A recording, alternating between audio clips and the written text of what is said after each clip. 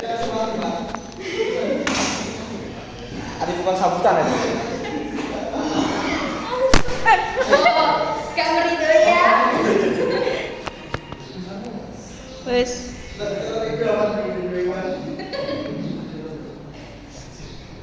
Lho wonge kok ana papat.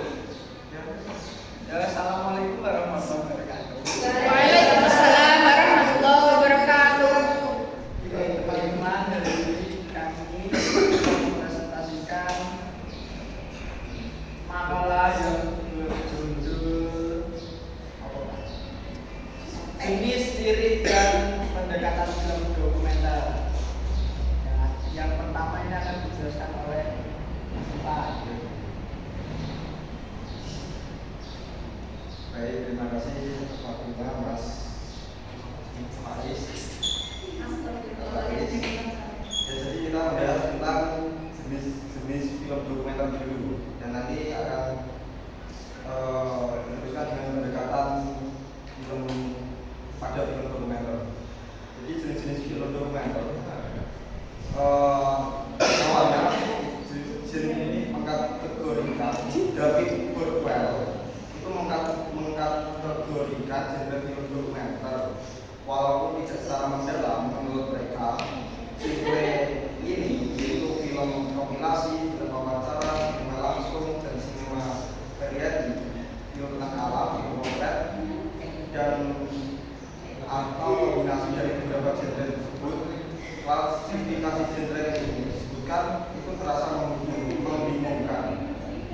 Jadi sebelum adanya jenis-jenis yang pasti terhadap film dokumenter itu, ada seseorang yang mengkategorikan film dokumenter sendiri, tapi dari David Burwell, dan ada sejumlah ahli yang berusaha mengelompokkan film dokumenter ke dalam kategori tertentu. Contohnya dalam buku dokumenter film A Very Short Introduction itu mengelompokkan genre film dokumenter menjadi 6, yaitu kategorinya meliputi urusan dokumenter untuk urusan publik, propaganda negara, advokasi, sejarah, etnografi, dan alam. Di sisi lain ada seorang lagi Monahan dan bersama mengkategorikan genre ini menjadi 4 berdasarkan tujuan pembuatannya yang meliputi faktual, instruksional, persuasif, dan propaganda. Namun kategori dalam film dokumenter ini belum mencapai kesepakatan umum di industri perfilman.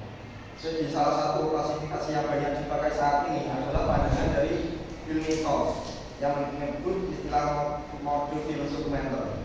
Klasifikasi ini meliputi dokumenter ekspositori, dokumenter observasional, dokumenter partisipatif, dokumenter refleksif, dan dokumenter politis. Dan di sini saya akan menjelaskan tentang dokumenter ekspositoris dan observasional. Jadi yang pertama, jenis dokumenter ekspositoris ini adalah tipe yang memanfaatkan narator sebagai bagian utama dalam menyampaikan informasi dengan jelas dan teratur. Secara umum, elemen lain yang mendukung narasi meliputi grafik, foto, wawancara, dan visual ilustratif yang berfungsi untuk mengaitkan berbagai komponen cerita.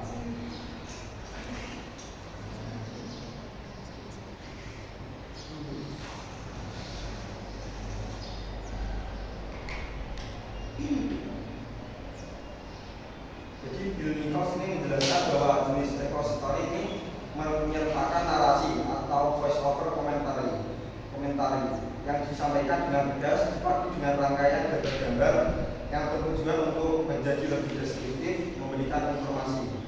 Narasi tersebut langsung ditunjukkan kepada penonton dengan serangkaian fakta dan argumen. Jadi seperti contoh itu dalam film dokumenter Laut Selatan oleh akun YouTube ini Pani Nadia Keistimewaan.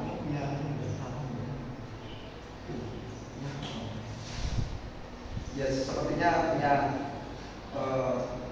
ada hubungan sama kantor lah dokumenter ini. Jadi di sini film dokumenter ini menceritakan tentang berkaitan dengan penguasaan Merapi dan bagaimana hubungan keduanya itu dibuat dalam dokumenter ekspositori.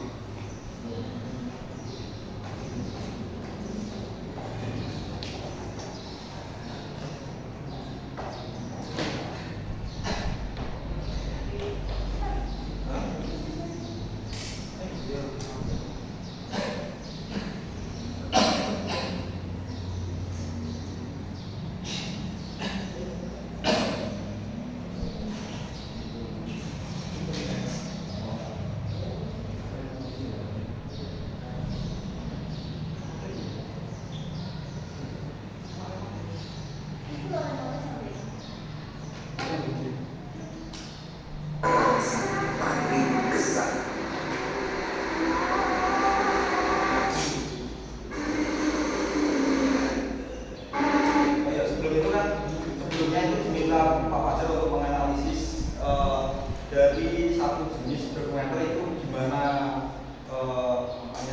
dokumenter eksposisi itu bagaimana dan lainnya itu gimana, dan ini termasuk ekspositori.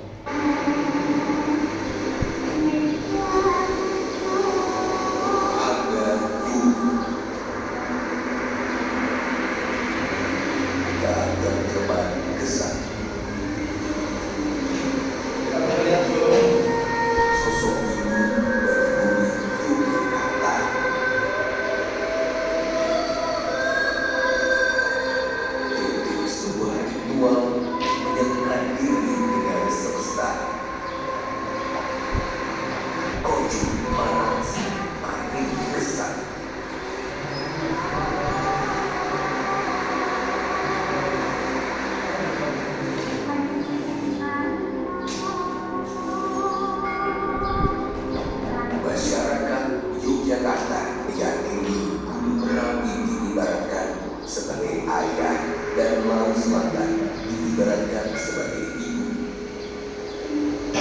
Ayah sebagai guru mengajarkan kebajikan, ketenangan, dan kewaspadaan. Dan ibu yang mengajarkan ketenangan, cinta kasih, dan kesahajaan.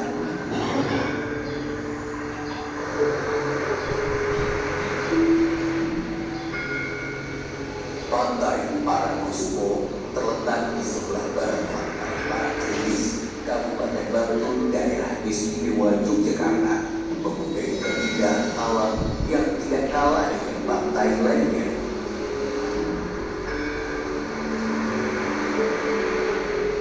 Di sekitar pantai ini terdapat dua batu karang yang dikelilingi oleh pagar beton dan senantiasa beraroma wangi dupa. Tempat yang dikeramatkan oleh penduduk sekitar tersebut dikenal dengan nama Cepuri. Ya, jadi film dokumenter ekspositori ini karakternya itu menggunakan voice over. Jadi kayak suara bukan. Ya kayak tadi narasi yang dibuat oleh filmmaker kayak tadi, yang bercerita ada orang ngomong itu tadi. Nah, terus didukung dengan elemen-elemen kutek-kutek yang ada di video ini, kayak tadi ayah itu sebagai ibu sebagai ayah, ya, kan itu menggambarkan didukung dengan kutek-kutek yang berhubungan dengan narasi itu. Jadi karakternya itu ya menggunakan voice over. Kalau ingat ya memilih jenis film dokumenter. Jadi di ekspositori ini tujuannya untuk lebih deskriptif dan memberikan informasi. Gitu. Gambar umumnya bisa diambil dari potongan-potongan dijadikan screenshot. Selain itu ada beberapa aspek yang menjadi kekuatan dari narasi. Pertama, narasi mampu menyampaikan informasi yang bersifat abstrak yang tidak dapat ditunjukkan melalui gambar yang ada.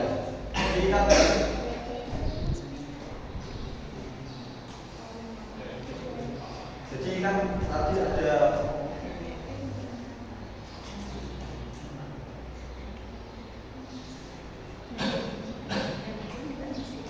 gambar pemvisualan. Kalau di cerita tadi Laut Selatan itu kan ada visualan yang tidak didapatkan ketika dinarasi. Contoh kayak pertemuan Ratu Selatan sama penguasa Merapi itu kan tidak bisa divisualkan. Itu didukung dengan narasi voice over. Terus yang kedua, narasi dapat memperjelas peristiwa atau tindakan tokoh yang mungkin bisa dipahami sepenuhnya oleh penonton. Jadi penjelasan tambahan tadi. Terus ketiga, narasi merupakan inovasi signifikan dalam film dokumenter yang cenderung menjelaskan sesuatu dengan lebih jelas dan lugas. Ya pokoknya untuk menambah kejelasan di dalam film dokumenter ekspositor itu lah. Tentang film dokumenternya tadi dong. Masalahnya apa? Nah, baik, terima kasih pertanyaannya. Jadi masalah bukan masalah, tapi meneliti sebuah tradisi itu bernama upacara labuhan. Jadi kan tadi ada cepuri tadi. Cepuri itu pertemuan antara satu gunung selatan sama penguasa Merapi. Nah, pertemuannya itu di Cepuri itu. Nah, di Cepuri itu terdapat dikeramatkan lah kalau itu. Seperti kalau lihat teman-teman kalau lihat kemarin Mbak Tara kan kemarin kan ada di situ. Kemarin ada di situ. Tara siapa iya siapa? Tara pawang muda. Kemarin kan ke Cepuri itu. Nah, itu maksudnya Cepurinya itu.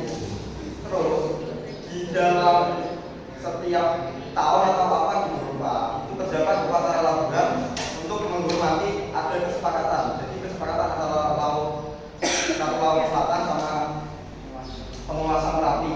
Jadi penguasa Merapi itu pengen kayak punya keraton, terus punya kerajaan negara.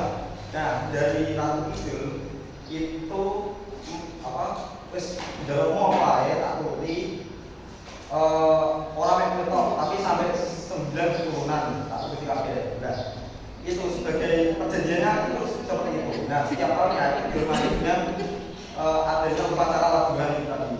Ya, kayak apa ya? Entah membuang apa atau pokoknya menghormati di sekitar pantai itu lah tadi. Nah, sisi positifnya upacara itu menguntungkan para UMKM. Jadi upacara itu bisa sampai 2 atau 3 hari itu, dan UMKM berada di situ itu termasuk menguntungkan lah. Jadi dapat pemasukan itu dari upacara tadi. Ini cerita singkatnya. Upacaranya yang filmnya juga mas upacaranya itu kan pas tengah-tengah mana.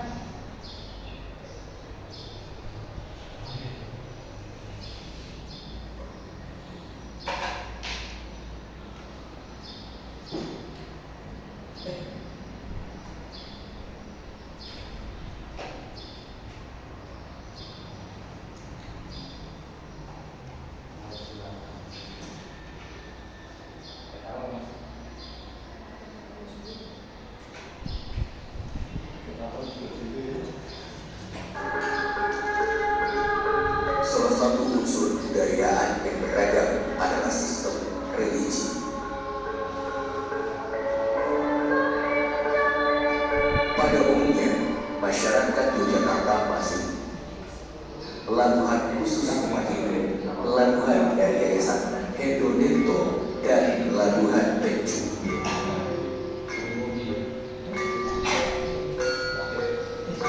Inti dari tradisi upacara ini adalah ungkapan rasa syukur kepada Tuhan Yang Maha Esa atas karunia yang telah diberikan, sekaligus sebagai ungkapan terima kasih kepada Kanjeng Ratu Kidul dan para leluhur yang selama ini telah menjaga mereka agar tidak terjadi malapetaka, baik bagi generasi dewasa ini maupun generasi di masa mendatang. Singkat saja.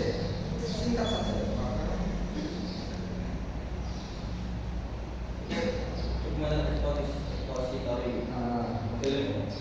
Tipnya seperti ini.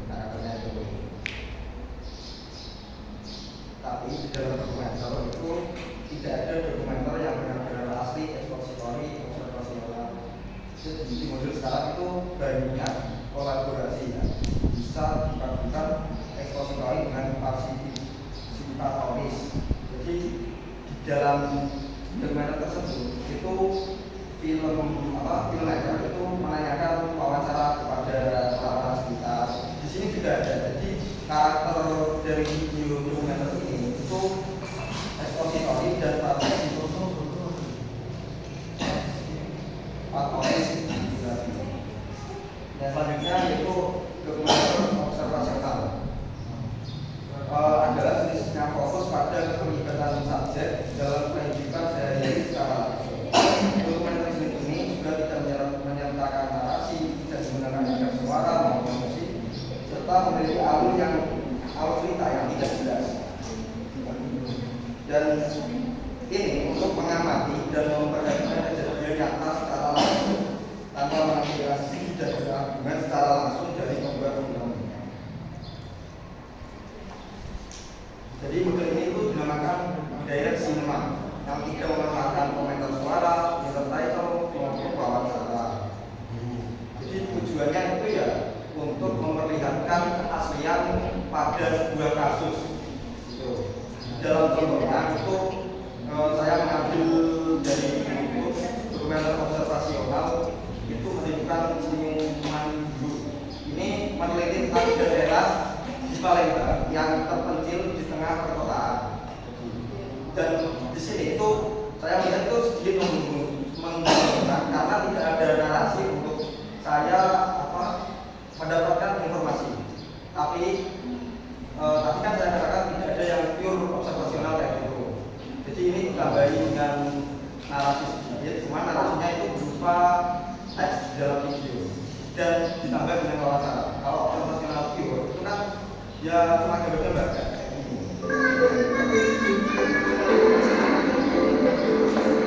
Jadi tidak ada narasi sama sekali dan menggambarkan sudut pandang kota di udara tanpa ada setting-setting.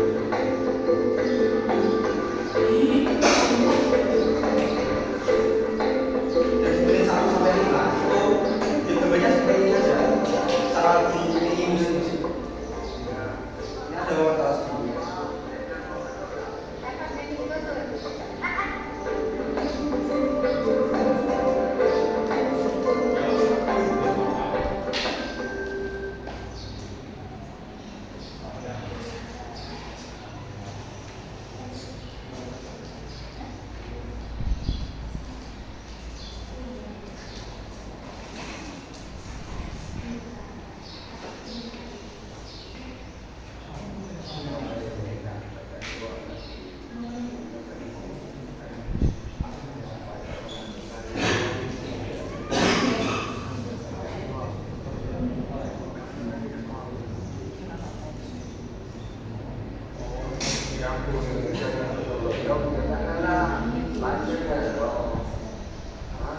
Dan ini visualnya itu benar-benar apa adanya, ada setting. Nah, di dalamnya ini juga wawancara supaya lebih tahu tentang situasinya.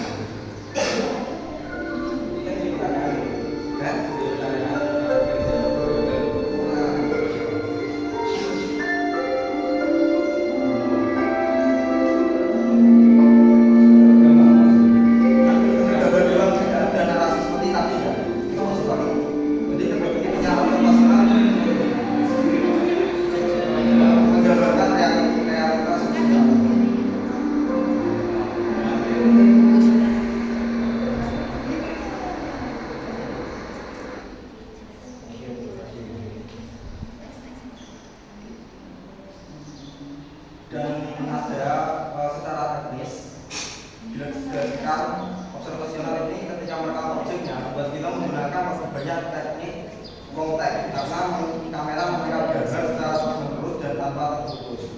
Suara yang dihasilkan juga akan dilakukan serupa dengan cara kamera berflasi tanpa ada tambahan-tambahan.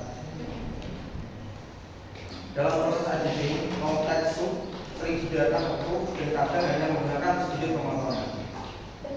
Yang selanjutnya partisipatoris.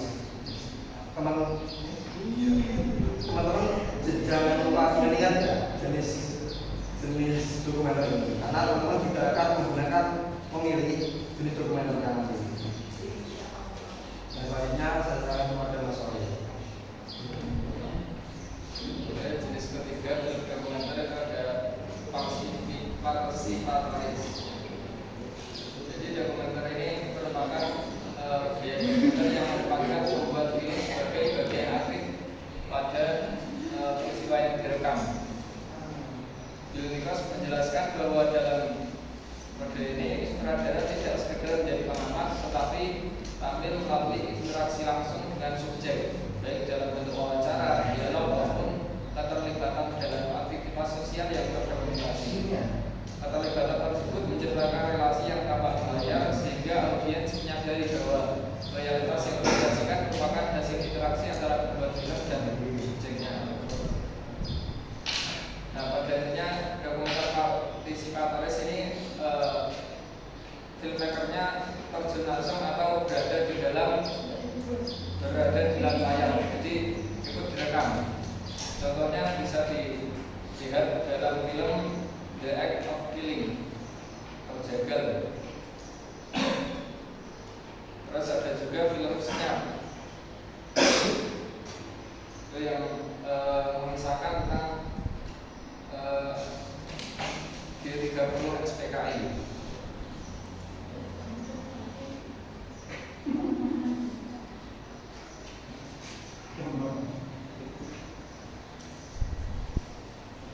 Kemudian yang ada film kontemporer atau yang film saat ini yang mendekati itu ada film Under the Moonlight. Dalam dokumenter karya Tony Marsanto ini merekam kehidupan komunitas Jakarta.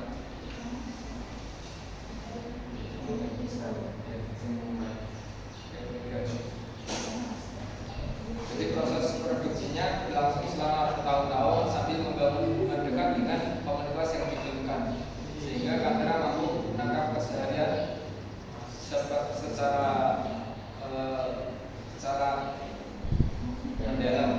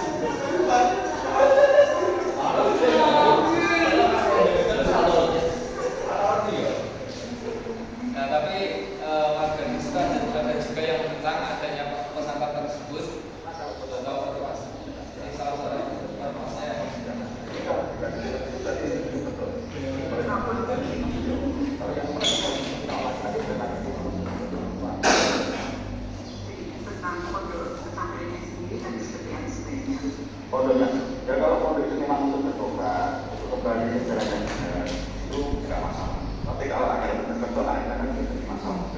Jadi apakah harus diulangi lagi?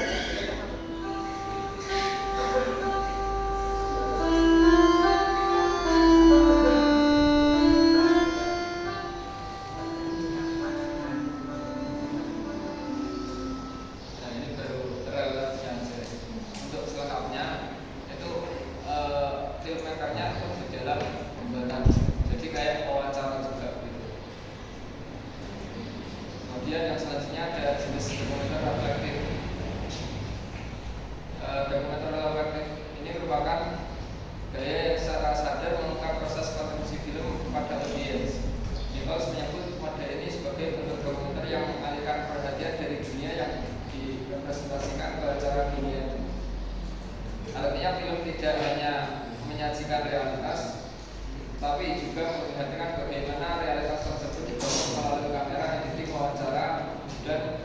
dengan tips pembuatan film. Di Indonesia ada contohnya yaitu film Epic Java karya Ferdian Nur Rahman. Lihat. Ya, di Terkenal. Apa? Berapa? Iya, Mas. Ya.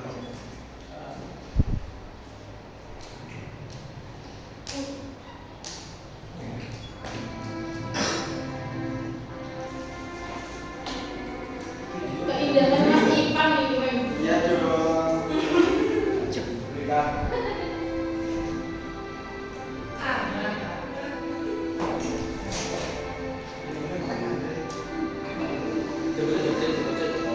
Berikan apa?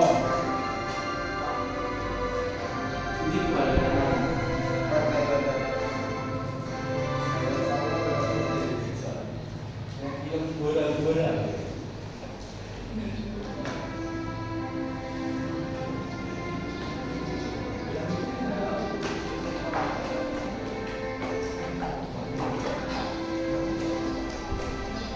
Kawaijin.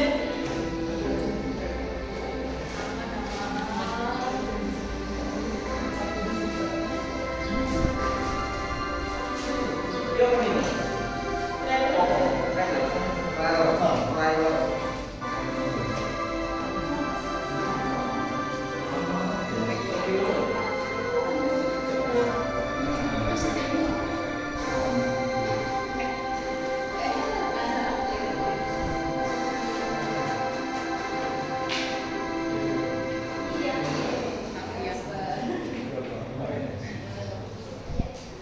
Nah, di film ini tidak hanya mendokumentasikan perjalanan musikal di Pulau Jawa, tetapi juga menampilkan kesadaran artistik mengenai bagaimana lanskap budaya dan yang ada di Pulau Jawa ini secara sinematik. Pendekatan visual dan naratifnya memperlihatkan bahwa dokumenter bukan sekedar rekaman perjalanan, melainkan hasil interpretasi estetis pembuat film terhadap ruang dan budaya. Kemudian ada contoh kedua, film Prison and Paradise. Mana Mas Ipan filmnya? Bentar. Seru banget film. Seru apa salah satu kita? Banyak. Kan Mas Ipan belum nonton.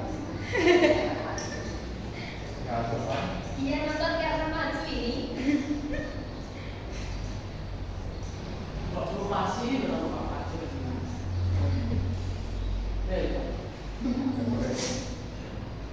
Direkam.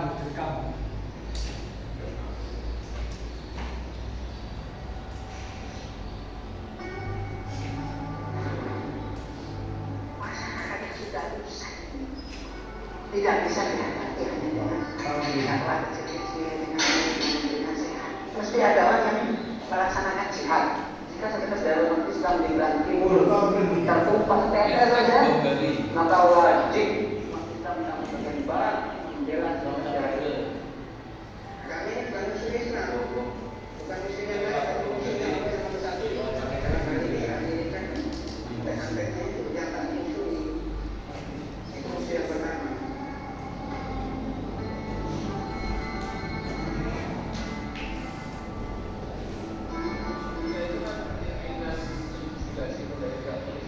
Tulis-tuliskan gambar-gambar pelaku, foto-foto dari salah satu itu merasa kenal dari orang, yang mengingatkan kepada peristiwa di mana ketika sama-sama belajar bareng, yaitu utama pamungkas ini alias Muhammad Hasan alias Sabu adalah yang melakukan itu. Saya kaget, saya sebenarnya juga merasa cukup percaya dengan itu.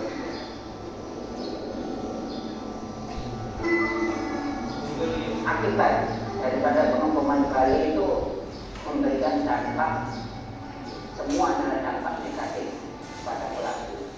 Padahal seharusnya perbuatan yang baik itu kan memberikan dampak positif, paling tidak pada diri sendiri. Paling tidak itu kegembiraan itu jelas orang mudik namanya.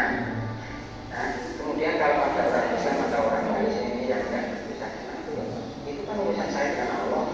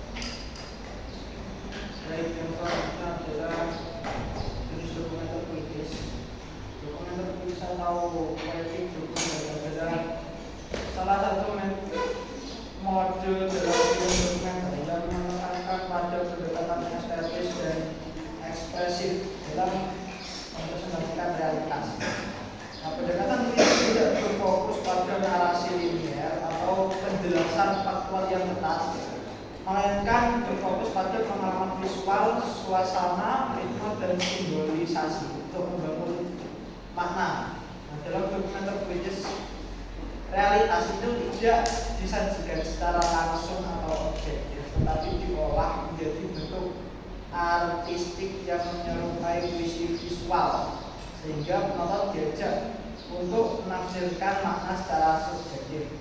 Nah, karakteristik dokumenter puitis itu ada 5 macam. Yang pertama, naratif atau minim narasi. Ini tidak menggunakan alur cerita yang kaku atau penjelasan verbal yang dominan. Tidak banyak penjelasan dari dokumenter film dokumenter yang lain. Kemudian pendekatan estetis visual. Nah, gambar ini disusun berdasarkan keindahan, komposisi, dan simbolisme bukannya informasi. Kemudian yang kedua, terstruktur tidak linear. Alur cerita ini tidak mengikuti kronologi waktu yang jelas, jadi tidak ada kronologi waktu dalam film ini. Kemudian penekanan pada suasana atau mood dan emosi. Nah, tujuan utamanya adalah membangun pengalaman emosional penonton. Yang kelima, penggunaan metafora dan simbol. Realitas ini ditampilkan secara simbolik untuk memberikan makna yang lebih mendalam. Jadi hanya berupa gambar-gambar yang bisa gambar-gambar yang menjadi simbol realitas. Kemudian tujuan dari dokumenter puitis ini adalah menghadirkan pengalaman estetis dan emosional, bukan sekedar menyampaikan informasi faktual. Penonton itu juga diharapkan mampu merasakan suasana yang dibangun oleh film, kemudian menafsirkan makna secara bebas dan memahami realitas dari sudut pandang artistik. Nah, dalam contoh yang saya ambil ini ada wayang sampah laut 2016.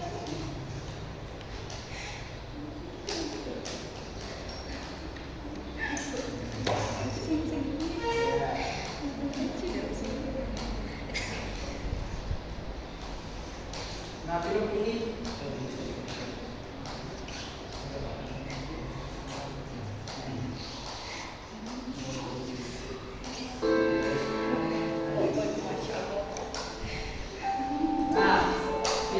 disusun oleh Sito Bioasa sebagai film dokumenter puitis. Karya ini bereksperimen dengan paradigma sampah laut untuk menguji persepsi penonton.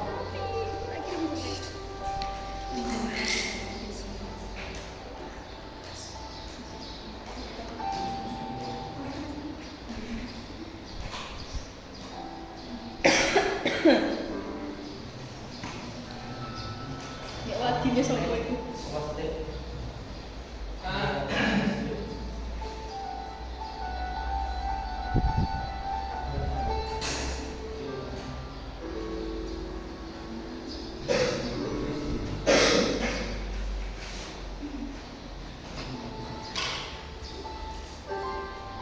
Nah, di dalam film ini tuh tidak ada narasi sama sekali.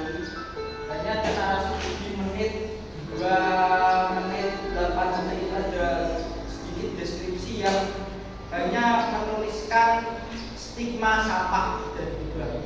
Terus tadi ada gambar wayang kulit itu menyimbolkan yang dimainkan dalam itu adalah simbolis masalah ini terjadi itu karena dalangnya itu adalah manusia.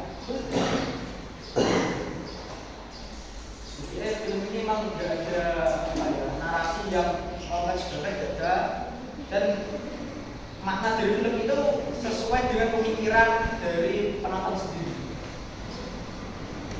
Dengan stigma tugas sama itu tidak apa menunjukkan tidak.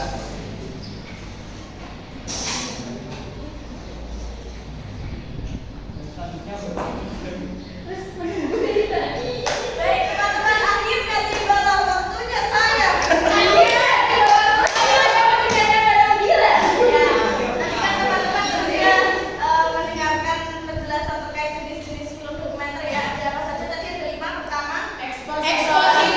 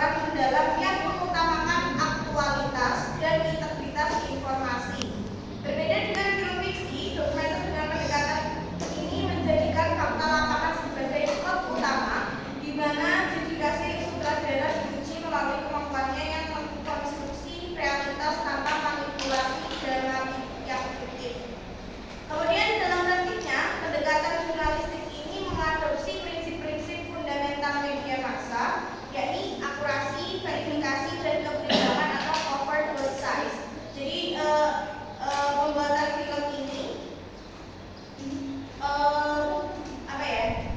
bersumber penelusuran, wajib melakukan penelusuran sumber secara mendalam, menganalisis data serta mempertanyakan motif di balik setiap informasi yang diterima guna menghindari bias kepentingan sepihak. Kemudian sinematografi dokumenter jenis jurnalistik ini itu digunakan untuk menggali fakta-fakta tersembunyi yang sebelumnya tidak diketahui publik. Prosesnya menuntut ketekunan, keahlian riset yang mumpuni, serta kesabaran dalam mengikuti perkembangan subjek dalam durasi waktu yang panjang. Tapi teman-teman, dalam temuan saya selama menyusun makalah kemarin itu ternyata pendekatan jurnalistik itu juga bisa dikombin atau kombinasi dengan pendekatan yang kedua, alias pendekatan etnografis. Nah, pendekatan etnografi ini dalam film dokumenter itu bukan hanya sekedar merekam visual fisik seperti pakaian adat atau ritual, melainkan upaya mendokumentasikan nilai adat istiadat dan cara hidup suatu komunitas serta menyeluruh dan apa adanya. Teman-teman tahu nggak arti dari etnografi itu sendiri? Etno itu berasal dari kata etnis, artinya yang menyangkut terkait ras, suku, dan budaya. Nah, itu. Jadi memang pendekatan etnografi ini lebih mengutamakan tadi ya. Kemudian fokusnya itu bukan hanya pada generalisasi gejala umum, melainkan pada pengamatan khusus yang mendalam melalui sudut pandang subjek atau ethnic perspektif. Nah, berbeda dengan peliputan singkat, pendekatan etnografis ini menuntut sineas untuk melakukan linking atau tinggal bersama dalam durasi yang panjang demi mendapatkan validitas atau menghindar. Bahkan sampai ada sesuatu momen di mana memang sineas ini sampai saking terlalu bergaulnya dengan film, maksudnya subjek film itu sampai dia bisa dibedakan gitu kan. Jadi kita benar-benar terjun ke situ untuk bisa belajar bersama mereka itu. Karena lebihnya seperti kita. Nah, dalam perkembangannya, produksi dokumenter ini kan memang melahirkan konsep tadi etnojurnalisme. Pendekatan ini mengkombinasikan ketajaman berita dengan metode observasi partisipan. Seorang jurnalis tidak hanya memotret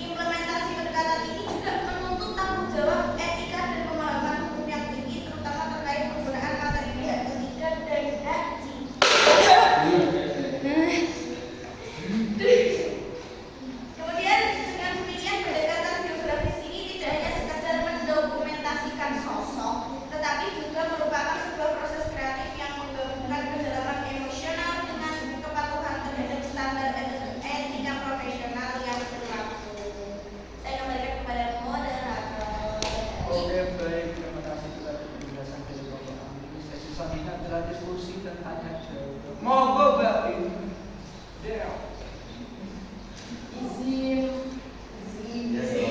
Izin pertanyaannya juga itu ya sangat bermanfaat bagi kita semua. Kalau dokumenter nanti kalau observation pertama expository itu nanti berarti dokumenternya itu kan pakai narator yang berbasis itu, jadi isinya itu memang dari awal sampai akhir full narator gitu ya. Nah, gitu. Ya. Terus yang kedua itu dokumenter observasional, itu hanya mengamati, kayak ya cuma mengamati tanpa ada narasi, tanpa ada naratornya, tanpa musik juga. Berarti cuma full apa yang terjadi gitu ya, tidak ditambahin background apapun gitu ya. Oke. Biar kita juga paham lebih mudahnya ya teman-teman. Yang ketiga dokumenter observation, mesti participatory, yaitu kita ikut ke dalamnya, jadi kayak ada sisi kayak wartawan gitu ya, tanya-tanya kayak gitu. Terus yang reflektif itu tidak cuma merekam realita tapi juga menghadirkan agar audiens tahu bahwa sudah ada konstruksi realita itu tadi. Terus yang kelima puitis itu ke visualnya. Terus apanya? Simbol-simbol di dalamnya gitu ya. Nah, terkait yang saya masih bingung itu yang reflektif itu tadi. Reflektif kalau kayak gitu, kalau di makalah kan biasanya muncul karena kritik terhadap dokumenter klasik, objektivitas klasik dulu kan ya. Nah, itu dia mengkritik itu kenapa? Maksudnya dokumenter itu kan merekam realitas, tapi kenapa dia malah memunculkan jenis dokumenter apa tadi reflektif karena mengkritik dokumenter objektivitas klasik itu tadi, terus menghadirkan seolah-olah biar orang kan tahu kan, biar penonton tahu bahwa ini tuh nggak cuma merekam realita tapi dia sudah ada apanya konstruksinya, ada perekaman kamera dari sini, ada ini, ada pengarahan kan kayak gitu kan. Nah berarti kenapa kok sampai begitu, terus berarti batasan antara dokumenter yang merekam realitas sama kayak gitu tuh seperti apa? Saya tuh jujur bingung ya, ini bingung sekali. Terus kenapa kalau dokumenter itu merekam realita, kenapa itu ikut di dalam jenis dokumenter gitu? Maksudnya kan dia malah kayak film apa ya, film yang berdasarkan kisah nyata tapi dikonstruksikan. Ya film dokumenter tapi dikonstruksi gitu ya, kayak dokumenter zaman sekarang kan mungkin banyak yang kayak gitu ya. Tapi kok kenapa? Bukannya iya benernya dokumenter itu merekam realita tapi kenapa ada dia gitu? Kalau kayak gitu berarti itu bukan murni sebagai dokumenter kan? Atau kayak gimana itu? Maksud dan tujuan dia hadir dan mengkritik dokumenter objektivitas itu kayak gimana gitu. Terus ada lagi sama yang bagian ini. Kalau misalnya membuat film kan waktu itu ada salah satu film yang isinya itu ada narasinya, terus ada ya kayak yang dokumenter observasional itu ada sehari-hari, terus ada yang lainnya. Itu berarti kalau kita membuat satu film dokumenter itu bisa nggak? Maksudnya menggabungkan semua itu tuh bisa, ya kan? Berarti bisa. Menggabungkan kelima-limanya nggak apa-apa kan? Ya kalau bisa enggak. Berarti maksudnya ya misalnya menggabungkan 2 atau 3 itu berarti bisa. Terus untuk pendekatan, kan itu ada beberapa pendekatan. Nah, pendekatan yang apa ada kayak maksudnya pendekatan etnografi itu bagusnya di jenis dokumenter ini. Pendekatan biografi itu maksudnya lebih masuk di jenis dokumenter ini gitu. Biar kita kayak punya gambaran kalau nanti kita milih jenis dokumenter apa, nanti pendekatannya yang gimana gitu. Terima kasih. Lu kan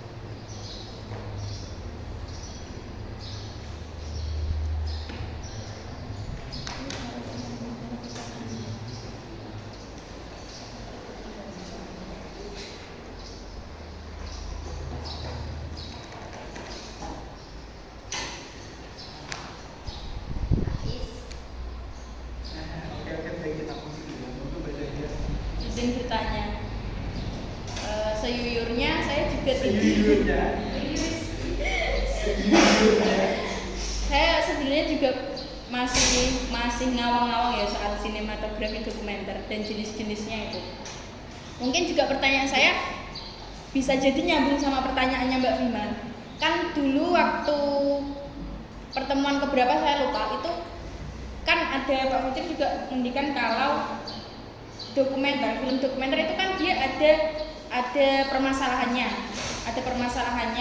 terus ada juga kayak kalau ada permasalahan ini kalau nggak salah ya, kalau pemahaman saya itu ada namanya keberpihakan. Kamu mau yang di masalah itu kamu kontra atau kamu pro. Nah itu apakah di setiap dokumenter itu tadi yang disebutkan jenis-jenisnya tuh ada kayak keberpihakan itu. Sedangkan kalau yang tadi yang pertama kalau nggak salah ya, yang dicontohkan sama Mas Ivan terkait tradisi dan budaya Laut Selatan, itu kan dia menonjolkan ya tradisi itu tadi gitu loh. Jadi saya juga masih bingung yang terus ini maksudnya cuma memperkenalkan. Dengan tadi saya ngomong sama Mbak Rizka, ini kayak profil gak sih? Saya mikirnya gitu malah. Jadi mungkin bisa dijelaskan lagi dan dijelaskan gitu.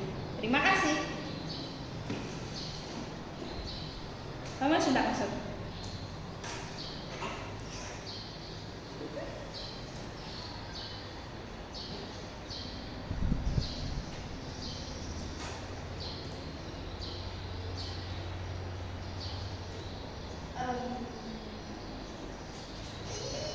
Izin menjawab pertanyaannya Mbak Bima yang terakhir dulu ya. Kalau pendekatan itu lebih cocok, misalnya dokumenter jenis ini itu lebih cocoknya pakai pendekatan mana ya? Kalau kita lihat di filmnya Mas Ivan tadi yang Laut Selatan itu kan sebelumnya lebih cocoknya pakai pendekatan yang historis sama etnografi, karena itu kan memang menyangkut sejarah sama budaya yang ada di Jogja atau di Laut Selatan itu tadi. Kemudian untuk pendekatan yang jurnalistik dan investigatif itu cocoknya yang ekspositori tentang partisipatoris. Nah itu karena kita memang seperti yang dijelaskan di penjelasan pendekatan investigatif tadi, sineas itu terjun langsung ke lapangan, kita dibaur dengan subjek yang akan kita ambil ya gitu pokoknya. Maksudnya lebih cocoknya kan memang pakainya yang itu gitu kan, jenis itu. Kemudian yang pendekatan historis tadi kan sudah. Kemudian yang biografi itu bisa aja kita pakai yang reflektif atau puitis, ekspositoris juga bisa. Sebetulnya tergantung kita mau memilih jenis yang mana dan pendekatan apa. Bisa aja sih kalau misalkan kita pengen pakai pendekatan yang jurnalistik, pendekatan etnografis, nah tapi kita pengen pakai jenis yang observasional, itu juga bisa. Jadi memang cocok-cocokannya kita tipenya lebih cocok pendekatan yang mana. Saya izin menjawab ya pertanyaan yang pertama sama kedua tadi, karena terkait dengan film dokumenter reflektif. Kenapa bisa muncul film dokumenter reflektif ya? Jadi memang awalnya film dokumenter itu kan tujuannya untuk objektif, jadi merekam realita yang ada. Tapi di sini Bill Nichols itu juga mempertanyakan hal tersebut. Padahal ketika seorang senas atau filmmaker dokumenter mengambil sebuah gambar atau mengangkat sebuah isu tertentu, itu pasti kan nanti audiens atau penonton akan memunculkan persepsi yang sendiri-sendiri, beda-beda. Apalagi misalkan yang seperti saya contohkan tadi, film Prison and Paradise itu kan film bom Bali. Ya, ketika ada satu event atau satu narasumber yang tidak dilibatkan atau tidak diangkat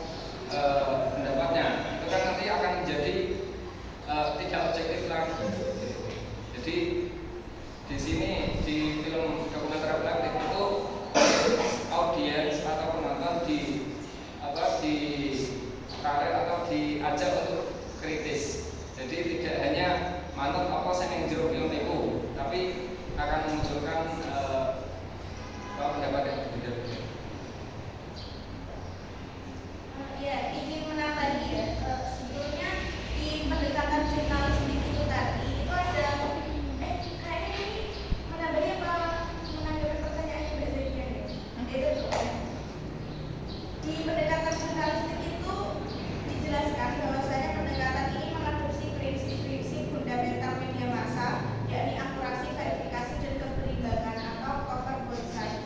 Nah, memang kita itu kalau membuat film dokumenter itu kan kita memang terlihatnya memang memihak salah satu sisi ya, tapi kita juga nggak bisa terus menyalahkan sisi yang lain gitu loh. Kita tetap tadi berpatokan pada keberimbangan, akurasi, dan verifikasi. Gitu ya, Mbak. Kalau jadi misalkan kayak salah satu dokumenter yang ada di Netflix misalkan yang itu Jessica Kumala Wongso itu kasusnya.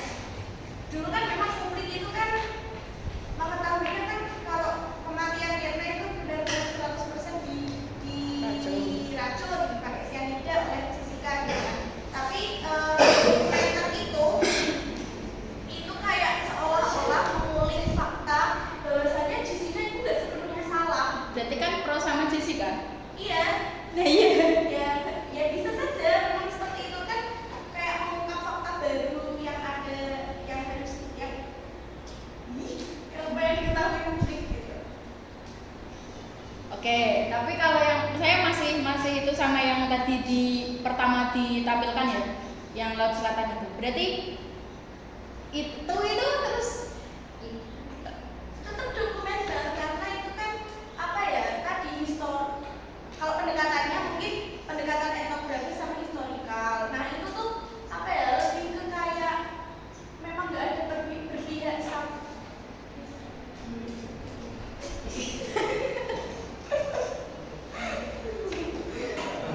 aku tidak berapa kan. Tapi itu tetap dokumenter, Mbak. Itu bukan profil karena itu bukan profil sebuah daerah, tapi itu memang budayanya orang Jogja, Laut Selatan gitu. Itu nggak hanya menceritakan terkait profil Laut Selatannya aja, tapi menceritakan Ya kalau budaya, lanjut.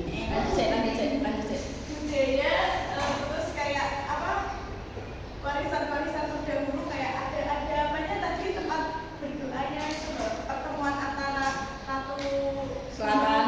Gunung Kidul dan Pantai Selatan gitu sih. Jadi itu kita merekam realitas yang ada.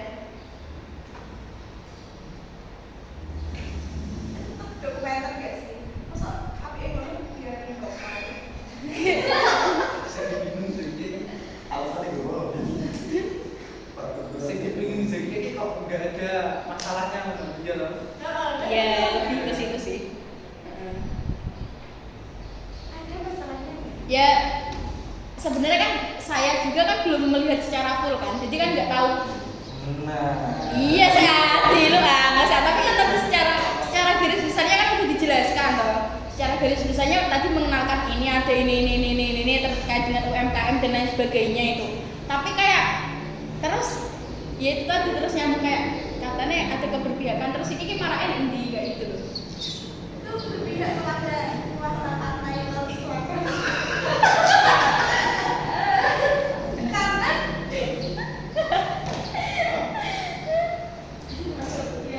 kalau menurut saya kebijakannya itu mungkin kan awalnya kan itu tradisi ini sudah ada zaman dulu. Nah keberpihakan di film dokumenternya itu ya keberpihakannya pada tradisi itu. Tradisi ini memang ada gitu. Jadi menurut saya keberpihakannya di situ. Kan bisa jadi ada yang menentang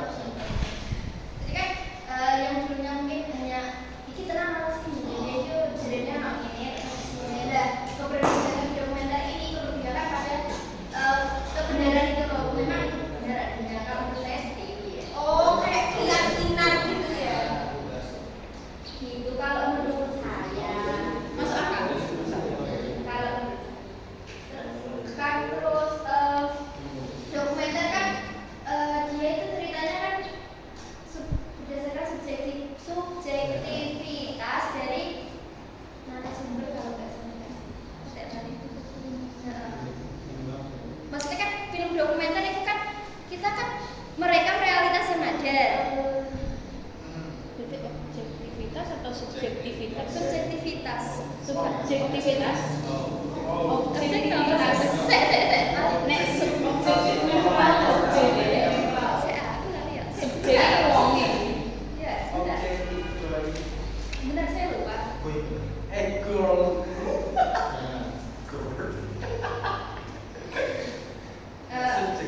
Intinya film dokumenter mengandung pada klaim kebenaran subjektivitas filmmaker berpindah pada kebenaran.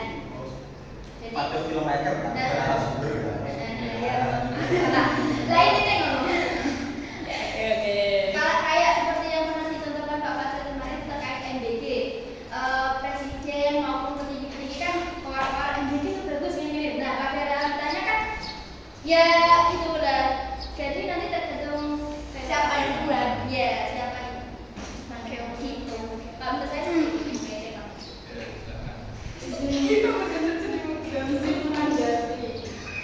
Terkait mungkin sebenarnya ini ya kita itu terlalu berpatokan bahwa dokumenter itu harus ada person dan problem. Padahal sebenarnya dokumenter kan enggak itu teknisnya kenapa Pak Fajar bilang ada person dan problem itu kan karena person itu kita meliput siapa yang perlu diliput, terus kalau problem kan biar menarik gitu kan dokumenter. Tapi yang saya baca termasuk dari beberapa saat saya buat makalah yang kemarin itu yang dari John Grierson itu yang mendefinisikan dokumenter itu dia tidak secara langsung menyebutkan bahwa dokumenter itu harus ada problem gitu. Jadi yang penting dokumenter itu kan dia yaitu lebih ke merekam realitas gitu kan yang diolah dan menampilkan merepresentasikan realita yang ada gitu. Jadi tidak harus ada problem. Makanya terus saya cari lagi kalau dokumenter expository itu kalau yang biasanya dokumenter yang kayak problemnya itu mungkin kayak kalau dia nggak ada itu biasanya memang dokumenter expository seperti yang dicontohkan Mas Ivan Laut Selatan seperti. Jadi fokusnya itu bukan mengangkat konflik atau isu tapi mengenalkan tradisi. Terus bahwa tradisi itu penting. Tradisi itu kan termasuk isu penting. Nah, jadi dia fokusnya mengangkat itu tapi bukan fokus pada apakah ada konflik di dalam situ, enggak fokus ke situ. Jadi mungkin karena kita dari awal sudah terpacu bahwa dokumenter yang penting person problem gitu. Padahal kan sebenarnya dokumenter kan luas gitu kan. Saya sukanya memang tuh ya. Izin menang ya. Saya sukanya ini. Iya. Jadi yang menurut saya kalau problem atau masalah yang dimaksud itu menurut saya tidak sekompleks harus ada masalah itu. Jadi yang menambahi sih enggak. Jadi ya terdapat sebuah pembahasan apa yang ingin kita komunikasikan kepada manusia. Tidak harus tentang soal masalah problem tentang kejadian sosial atau apa. Pokoknya ada sebuah pembahasan, tapi ya masih di dalam lingkup seharusnya dokumenter tadi. Oke, benar kalau Mas Ivan mungkin yang dimaksud problem ini tuh bukan masalah yang secara khusus masalah gitu, tapi lebih ke mungkin ketegangan itu kan bisa disebut sebagai problem ya. Misal kalau dalam film Laut Selatan itu mungkin ada ketegangan yang terjadi adalah dari perubahan ritual. Dulu kan mungkin nggak kayak gitu kan ritualnya. Biasanya kan ritual kan ada sedikit perubahan yang tidak menghilangkan ritual asli tapi Asimilan. Enggak juga sih kayak ya kalau kayak dulu kan ritual biasanya tuh terlalu syirik gitu loh, terlalu musyrik. Nah biasanya kan kalau dibawa ke modern sekarang itu ritual itu dibuat menjadi lebih apa ya? Lebih diterima sama elemen masyarakat gitu loh. Nah mungkin problem yang dibawa di dalam film itu bisa aja seperti itu gitu. Jadi bukan problem misalnya upacara itu orang lain nggak suka terus kayak gini-gini, bukan problem yang seperti itu yang saya tangkap dari problem dokumenter gitu.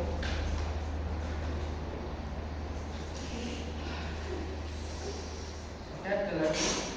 Saya masih mencoba untuk Bagaimana? sambil jalan dulu. Jalan. Tapi ya wes rada nganu sih, rada terbuka. Selama ini tertutup. maksudnya ya masuk akal. Iya masuk akal. Aduh. Ya oke. Hah?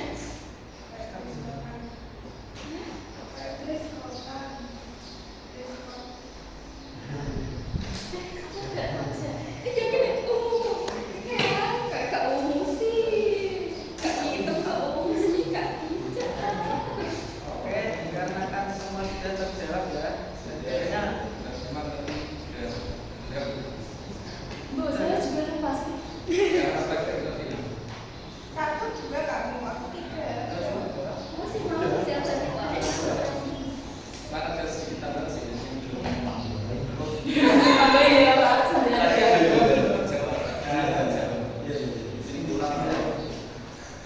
kan kenapa ada berkomentar afektif, terus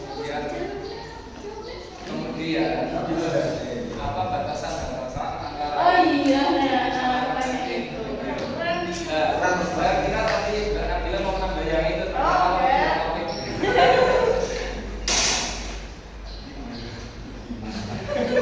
Oke, baik, lanjut. Ini batasannya. Jadi tadi kan awalnya dalam dokumenter aslinya objektif, tapi karena tidak semua footage yang mendukung untuk terciptanya film dokumenter itu ditampilkan, jadi sehingga muncul perspektif yang berbeda-beda dari audiens. Jadi ada beberapa batasannya. Yang pertama itu cara memandang realitas, objektif atau yang selain reflektif tadi biasanya dianggap merekam apa adanya. Kalau yang reflektif itu dianggap sebagai proses konstruksi. Kalau yang objektif pembuat filmnya atau filmmaker tidak terlihat. Kalau yang reflektif itu ditampilkan, disadari keberadaannya. Dan yang film colok itu kalau posisi penonton ya, objektif itu penonton diarahkan untuk percaya apa yang ditampilkan. Kalau reflektif penonton diajak untuk meragukan, bahkan untuk berpikir kritis terhadap apa yang ditonton.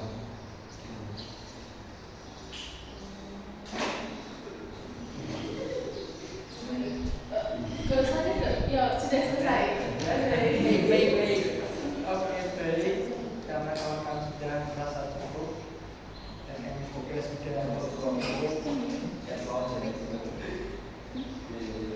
Oke, terima kasih untuk teman-teman. Saya mewakili kelompok saya meminta maaf kalau ada salah kata atau perbuatan yang kurang berkenan. Sekian, wassalamualaikum.